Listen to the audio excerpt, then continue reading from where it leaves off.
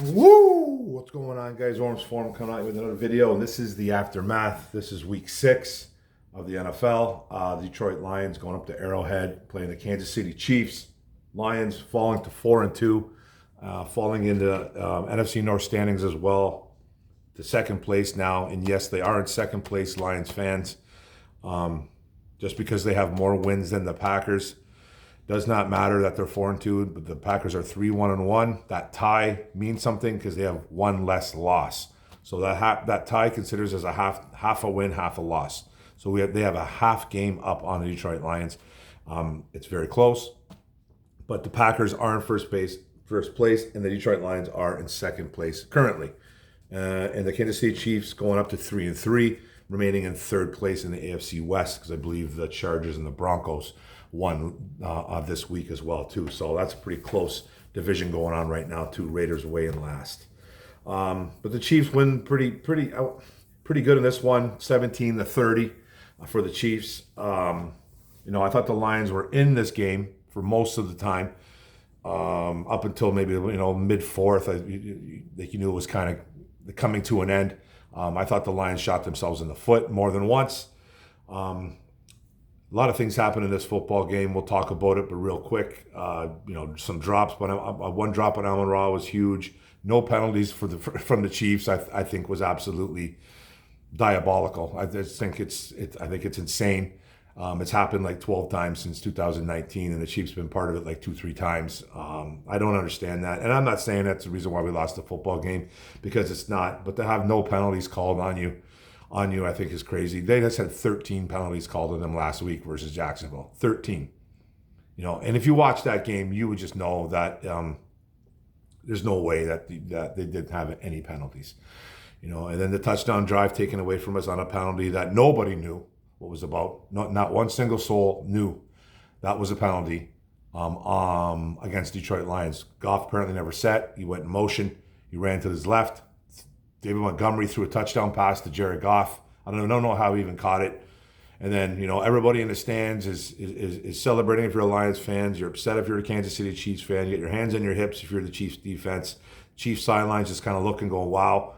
Lions celebrating. Referees setting up for an extra point. All of a sudden, they gather for a meeting. And then once I knew that meeting was happening, that they gather, once those referees start gathering, someone upstairs is usually saying something. That's usually what it is, and that's exactly what it was, because those referees didn't even have a clue what was going on that field. And I think everybody, like nobody did. The players, the fans watching TV, me, myself, everybody watching that game.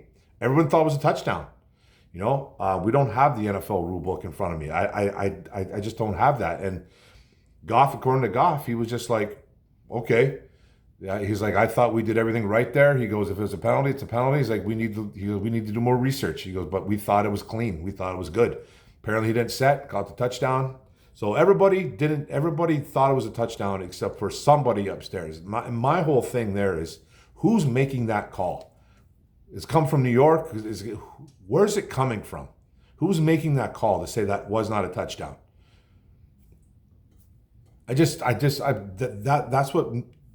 That's what kind of confuses me on the whole situation about going up to review. Now, the penalty wasn't reviewed because they don't review penalties, but every touchdown, every score is reviewed. For some odd reason, it's reviewed, even when it's just so blatantly obvious that it's a touchdown. Everything is reviewed. And then someone comes back down, some guy that we don't know who it is, some schmuck, some schmo, saying that it wasn't a touchdown. Who is it? Who's making that call? Why can't we see that person? It baffles me to no end. But the Lions go to Kansas City. They get handled pretty easily. They were in the game, but I thought Kansas City had control. Frustrations mount at the end of this football game. A fight happens. A brawl happens at the end of the game. Suspensions are coming for sure. And we'll talk about that too, because there's some things in football you just can't do. Some things in sports you just can't get away with. This isn't the streets, man. This isn't the streets where you can get into a fight and usually you can walk away from each other. You know what I mean? As long as you don't hurt someone that bad. This isn't like that. So you got like Lions fans condoning what Brian Branch did, saying Juju Smith deserved it. Maybe he did, because Juju's a little bit dirty himself because he went after Branch. But Brian Branch needs to really, really rethink of what his NFL career is going to be. This man is out of control at times. He really is. 13, 14 fines in 3 years, over $140,000 worth of fines out of his pocket. He really needs to reevaluate what he's doing on the football field. And Dan Campbell's pissed. We'll go over some quotes too. But let's go over some injuries and stuff like that in game. I didn't really find too much. I watched it. Obviously, I watched the football game. Didn't see too many guys going down on both sides.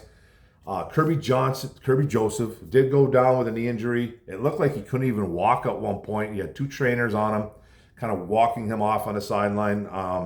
It didn't look like he was coming back, and it looked like he was seriously injured. I'm like, he's done. He's done for the year. Next thing you know, Kirby Joseph is back 2 minutes later, and he laid out Isaiah Pacheco. I was like, where did he come from? Jumping around, his knee was good.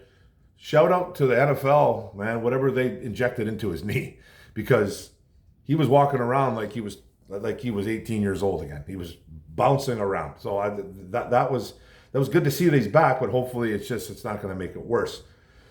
And then for the Chiefs, cornerback Noah Williams was evaluated for a concussion. I don't think he came back. So there wasn't a lot of injuries in this football game. This game went by pretty fast.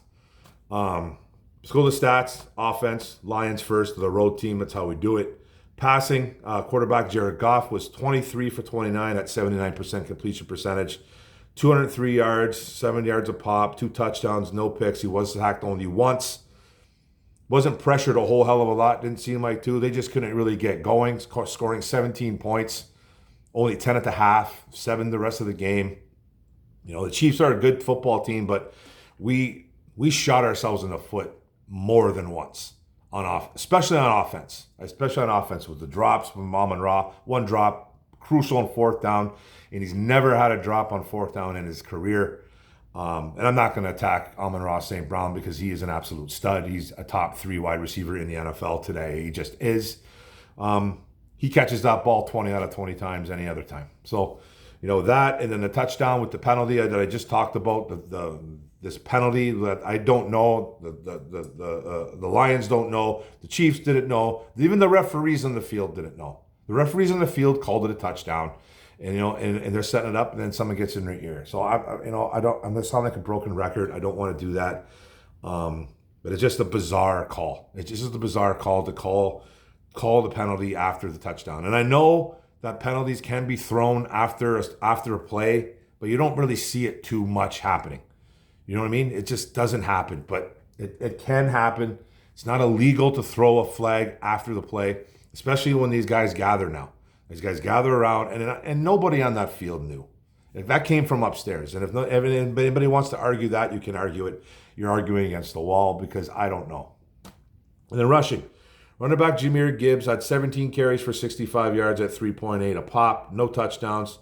He had a 15 long. Running back David Montgomery, 4 carries for 24 yards. You got to get this guy the ball. I don't know why he only had four carries. I know you got to get Gibbs going. He's the younger guy. He's the flash there, but you got to get Montgomery going. 6 yards a carry. 0 touchdowns, 13 long. Jared Goff had 1 carry for 7 yards. Amon-Ra St. Brown had a carry too. They had 98 yards rushing. Inexcusable for a team that can't stop the run. Kansas City. I don't know what the game plan was for Morton. It almost felt like he panicked. It almost felt like he was panicking. He was getting away from the run. You can't rush your 2 studs 21 times.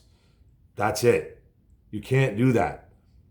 You weren't like blown out of this game all game. You had chances.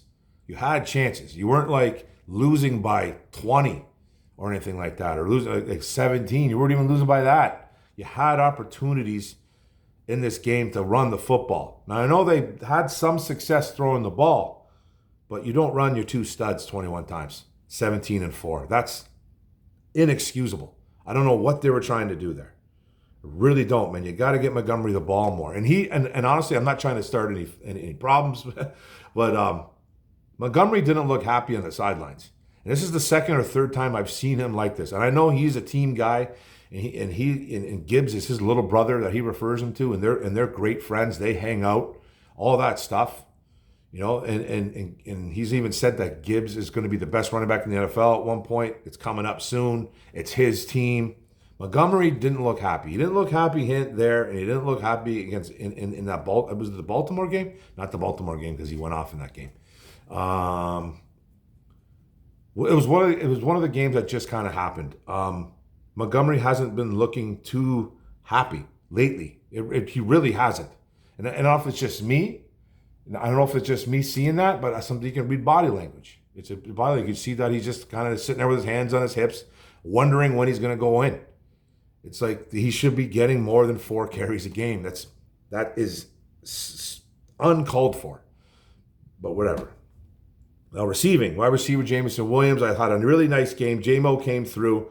6 catches for 66 yards on 11 yards of pop. He had a touchdown, targeted 7 times on a beautifully thrown ball by Jared Goff that was fit into a window. I don't know how he even made that throw. A great route by J-Mo as well.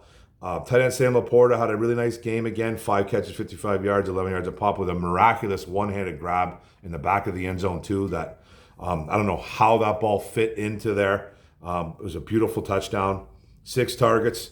Amon-Ra St. Brown had 9 catches for 45 yards, 5 yards of pop. He had a fumble, but no fumble lost.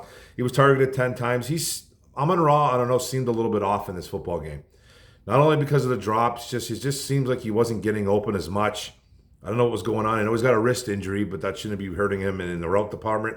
But maybe his arm was hurting more than we were led to believe.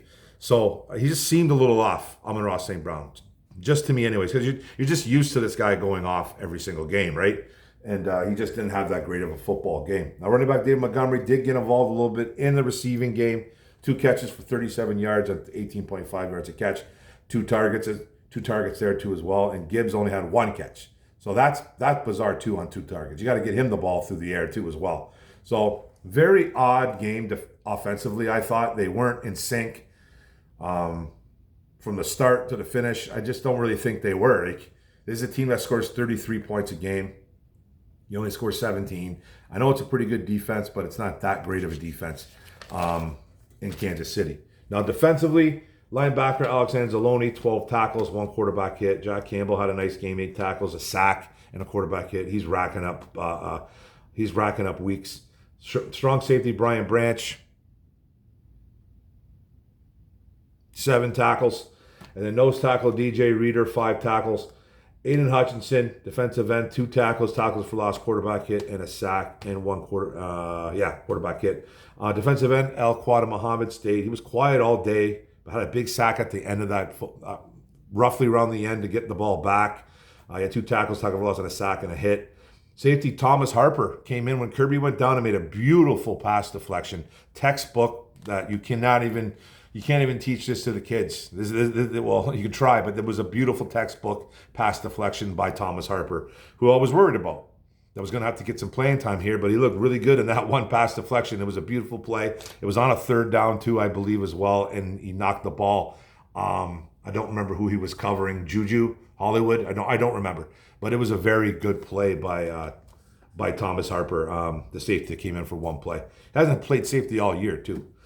So 3 quarterback hits, that 3 sacks and a pass deflection for the Lions defense there. Kick returner, running back Craig Reynolds had 5. 1 kick return by wide receiver rookie Dominic Lovett with 1, and then 0 punt returns. So Kansas City never punted.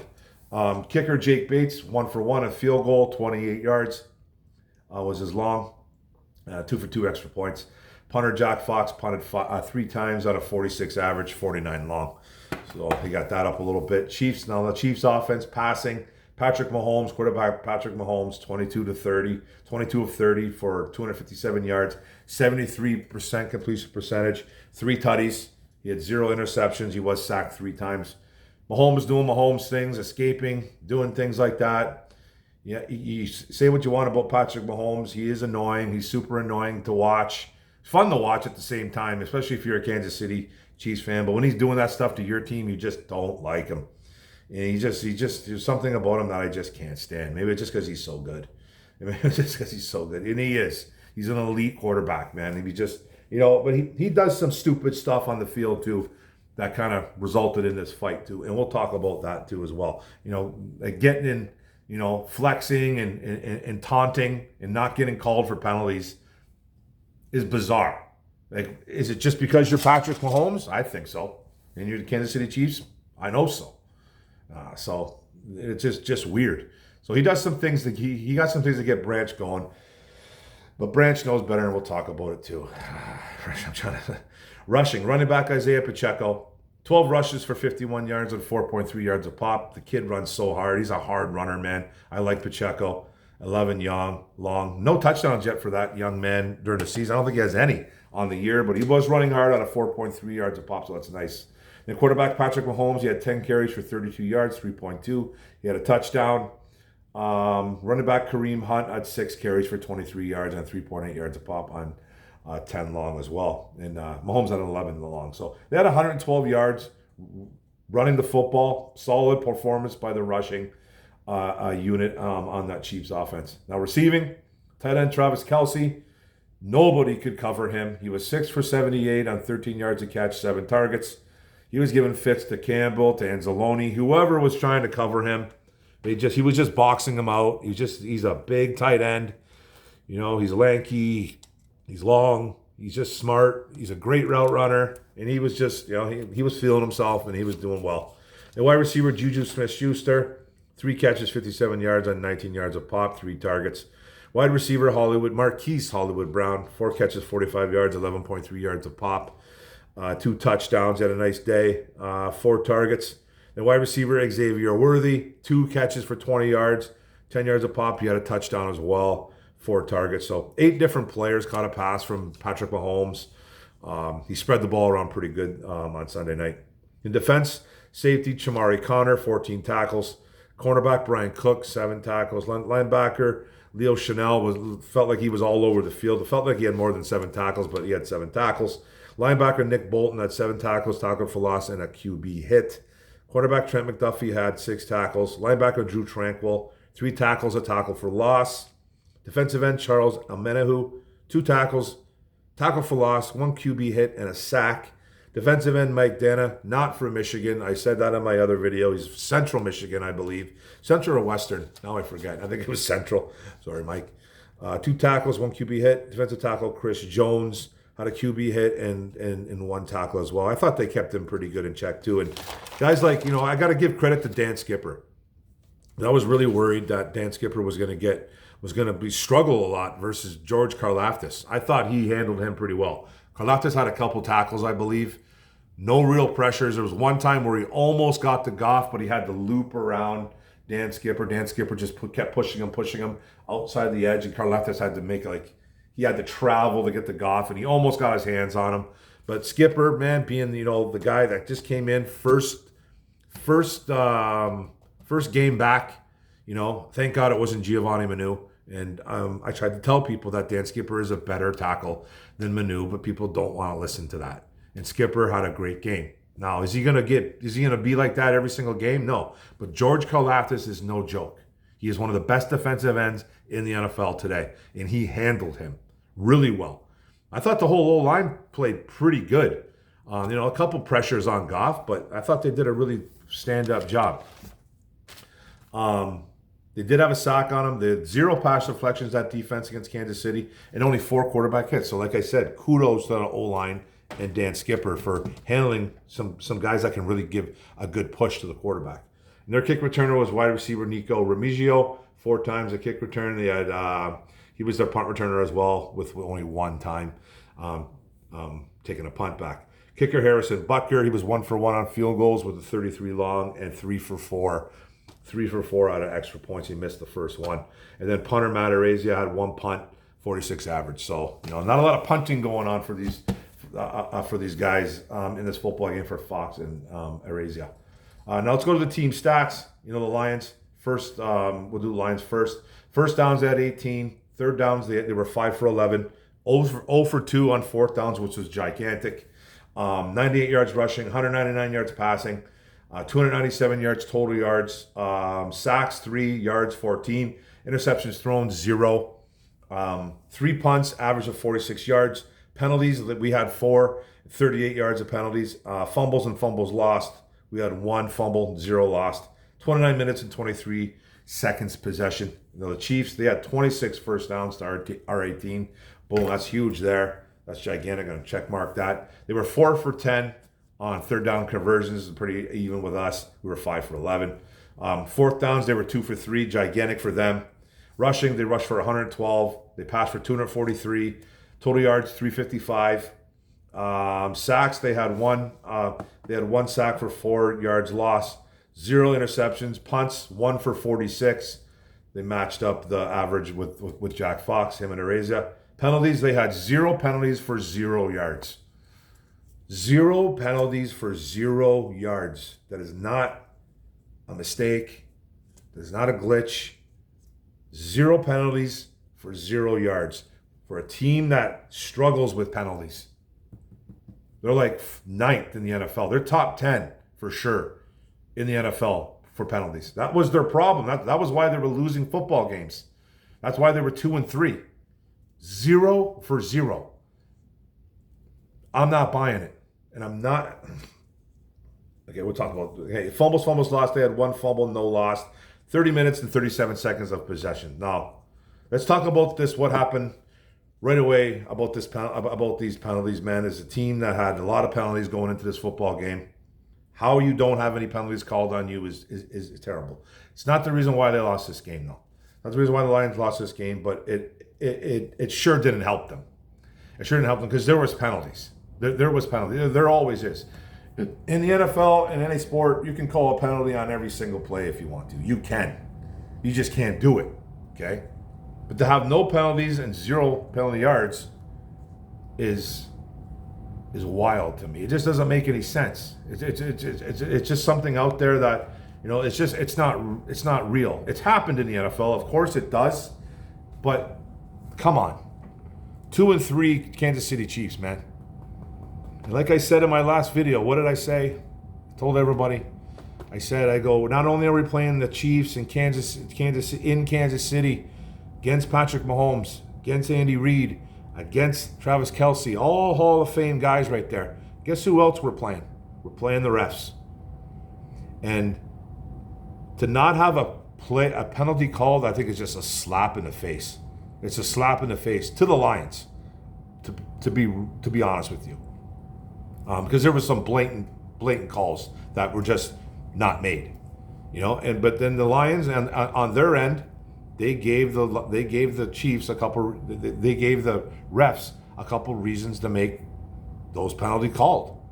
You can't be grabbing on Travis Kelce, especially on third down, yanking him by the t-shirt and by the jersey. You can't be yanking Travis Kelce by the jersey in Kansas City on third down. 2-3, you can't do it. You can't give the refs a reason to call a flag, and they did. And it was a penalty. Was it a ticky-tack penalty by Rock Ya-Sin? Yes, it was.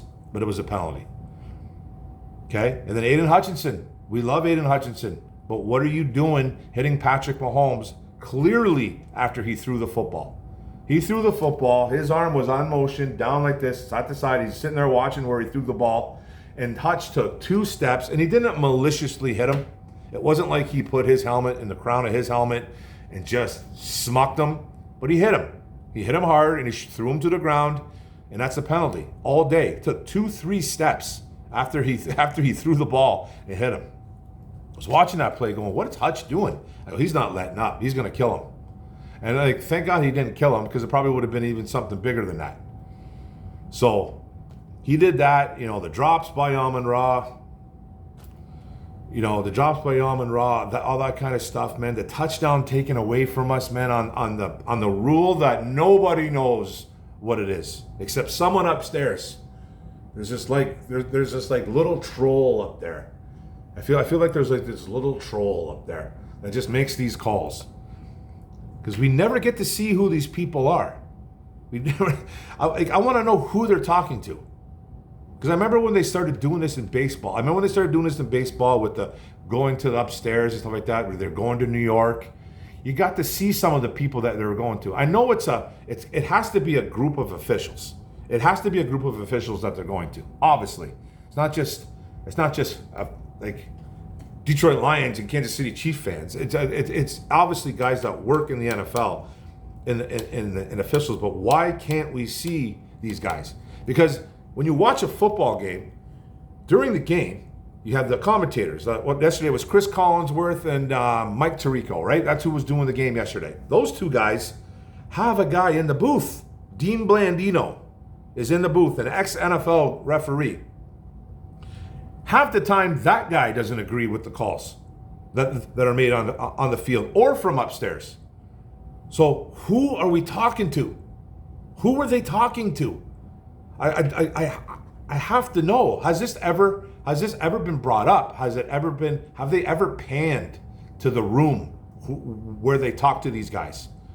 Because why does everybody not know the rules on the field, but someone that has a headset that isn't even in the building knows the rules? Like right away, is he looking for a penalty on that touchdown by Goff? Is he looking for it? Oh man, he must not have set. Like, if you don't know it on the field, if nobody knows it, coaches, players, fans, referees especially, official, if they don't know it on the field, why does somebody else know it? And why is it called? I know I sound like a parrot, man. I'm repeating myself over and over again, but this is just crazy to me. But now let's get to the elephant in the room. Let's get to the thing where Brian Branch, okay? We love Brian Branch. We do. I think Brian Branch is a phenomenal football player. I've said it many, many times. I have talked about him as a guy that I would love the Lions to re-sign. Okay?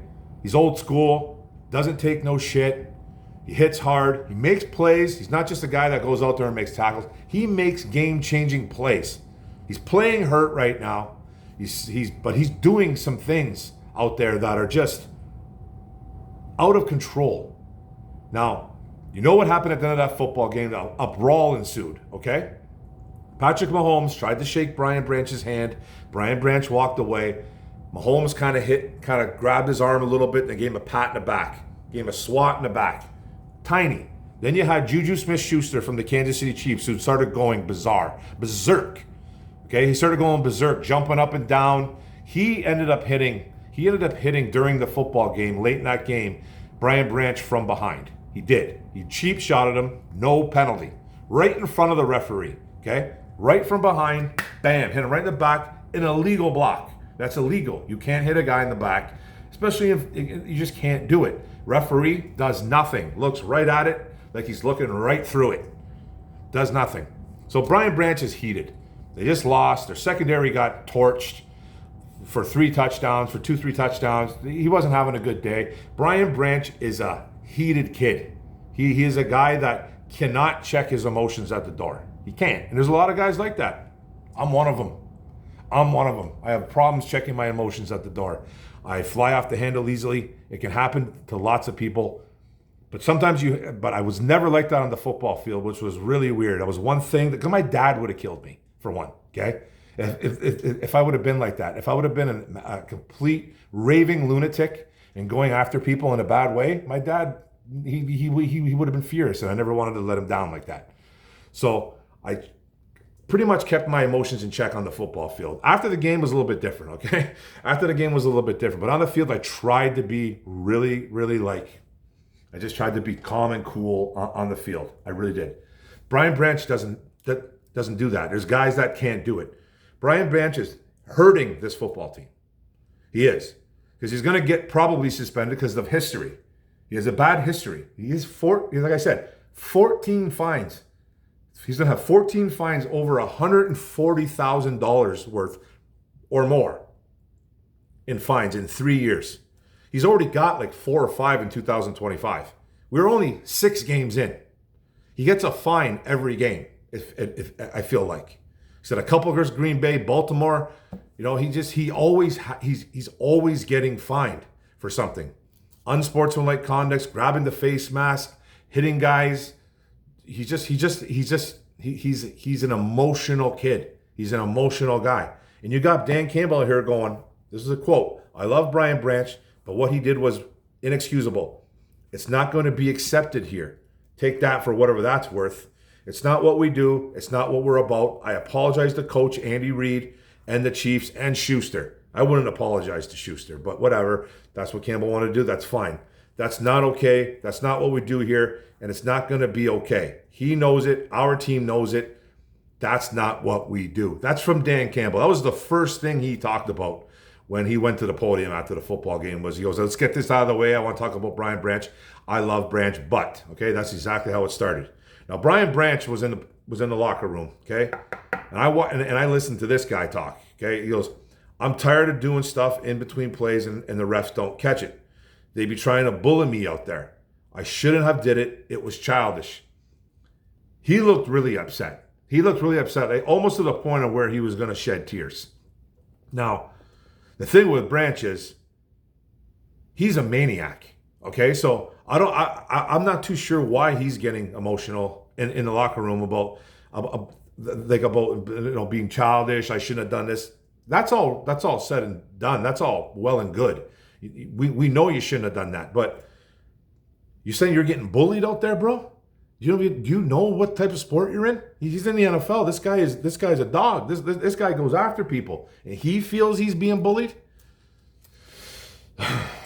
That to me, I don't understand that quote from him. Not like I understand that he's sorry. He never should have did it. They asked him what his punishment's going to be. He was just like, he's getting suspended, guys. Like he's getting suspended. It's going to hurt the team. Now, I should start a whole video on this one, but I'll just say it now. Is he going to get re-signed here? Do you think he's going to get re-signed in Detroit? Because we got him this year and him next year, and then he's a free agent in 2027. This organization will not tolerate this garbage for much longer. And he's a great player. The only thing that's going to save his life is that he's a great player. That's it. But he's not getting paid. He's not. Like maybe somebody else will, but I don't think this organization is going to pay him top safety money. And I love the guy. I don't want to see him go. This is not a let's get Brian Branch out of here video. It's not. This is supposed to be the aftermath. I took a left turn, but that's okay. That's what we do. We just have to realize that this organization is not going to put up with his bullshit for much longer. He is hurting the team at this point. Because if he doesn't play against Tampa Bay, you think Patrick Mahomes is bad with talking shit? Because he was talking all kinds of garbage to Brian Branch, apparently. Flexing in his face, pointing at the ground, just doing all kinds of stuff that Patrick Mahomes does. And he looks annoying when he does it. But he's so elite, you just can't throw your arms up in the air. You're like, he just looks like such a geek. It's incredible, but he is such a great football player. And that's why I think it's annoying. But he was getting under Branch's skin, and Branch didn't want to shake his hand. Shake his hand, man. Just shake it. Say, I'll see you later. Just like Branch did against Baltimore when he got the game ball. It was against Baltimore. He got a game ball. Something, maybe it was Baltimore. I forget. But he got a game ball, and he was like, let's move on to the next game, man. Because we got these guys now. I think it was before the Baltimore game because we were going to Baltimore. But whatever. He was just like, let's go. We'll get them then. Because they embarrassed them 2 times before. So he has to, he's really, they need to do something with this kid. They need to get him some type of help, I think, with his anger management. They really do. He's not going to be in Detroit much longer if this continues. You can't keep getting fined and getting fined.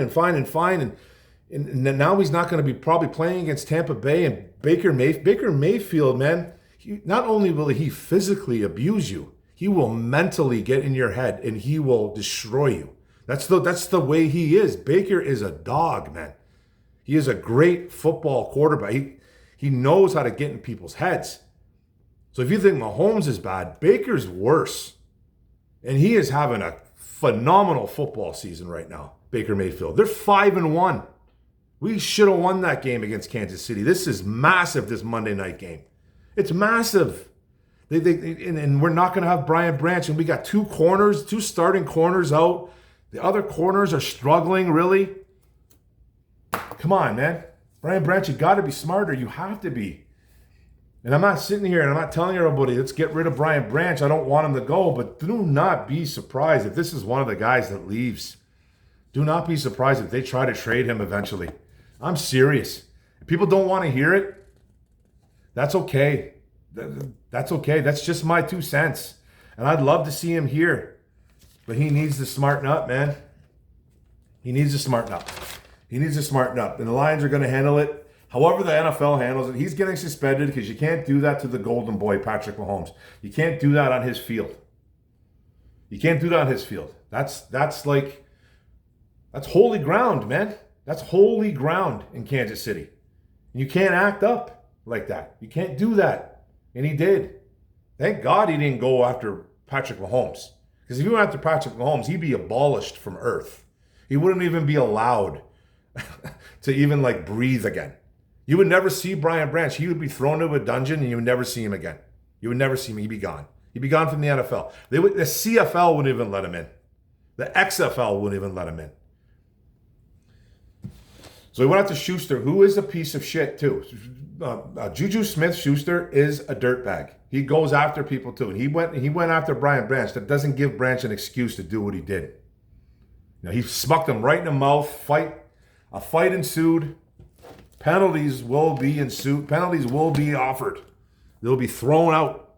Juju Smith's nose was bleeding, so that's even worse. I think there might even be something in the rule book about blood. If there's blood when a fight ensues, because usually when you see a football fights are nothing, man. They're grabbing by the face mask. You pull, you fall down. Everybody grabs each other, and you go your separate ways. This wasn't. His nose was gushing. He did some damage to his beak, according to Andy Reid. So I'm laughing about it a little bit, man. But at the same time, I'm like, Branch he's got to smarten up, man. He's gonna be one of those guys that's gonna be shown the door, and this fan base is gonna explode. This fan base is gonna explode, but you can't keep doing what you're doing because you're hurting the football team by either not being available for the next week, causing penalties, getting yards against you when you're making stops.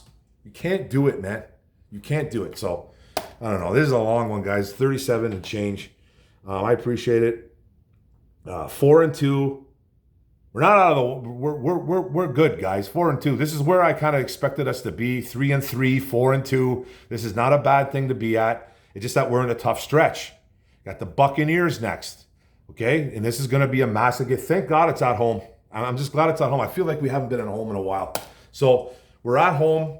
Up next at Ford Field, Tampa Bay Buccaneers, the 5-1 Buccaneers with Baker Mayfield, with playing like he's 6'9" right now, and he's only 6 foot, 6'2", whatever he is. So the man's a dog, and he's doing it with backups too, because all his wide receivers are getting hurt. He's still putting up numbers. Baker is a hell of a quarterback, man. I love that kid. Hey, I'm a Jared Goff fan, but Baker, man, my God, he's something special, man, right now. So that's it, guys. That's the video. We're going way above. We're almost touching 39 minutes, so I appreciate it, guys. Don't forget to hit the subscribe button up bottom right. Don't forget to hit the notification up top. Don't forget to like, comment, share this out. What do you guys think, man? Lions lose one. Tough loss. Got to be smarter on the field, though. Big game coming up. Grinding, grit, hunting season. Thanks a lot, guys. Boom.